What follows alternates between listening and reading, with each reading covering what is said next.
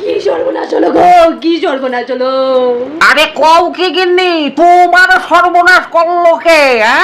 আমি বললাম না জীবনে, সে এখনো বাইসা আছে তো। কি কইলা তুমি? আমার এই দুঃখের সময় তুমি মস্করা করো? আরে মরো পোড়া কপাল আমার। আরে হইছে নাকি সেইটা তো কইবা নাকি?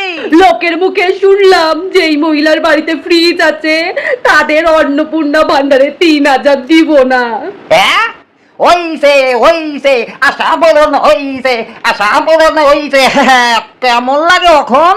বিয়ার পর থেকেই শুনতে আসি যে আমার বাপের বাড়ির দেওয়া ফ্রিজের জল খাইতে দিব না।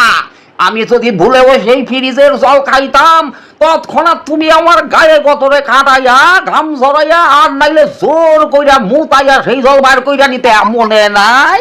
ও, আমি বুঝছি, তুমি চাও আমি যাতে অন্নপূর্ণা 3,000 যাতে না পাই, তাই না? আলবাত সামু, মনে নাই আগে যখন 1,500 কইরা তুমি লক্ষ্মীর ভান্ডার পাইতা, আমারে দিয়া তুমি বাসন পর্যন্ত বাজাইছো।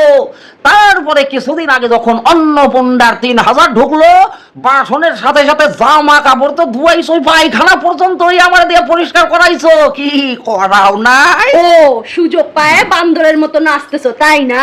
মনে রেখো পুটির বাপ, সব বাড়িতে সার্ভে নাও হইতে পারে, আর একবার যদি আমার বাড়িতে সার্ভে না হয় আর 3,000 আমার আটকাবো কেরা, তখন তোমাকে বর থেকে কি করে বর বর বানাতে হয় আমি দেখে নিব।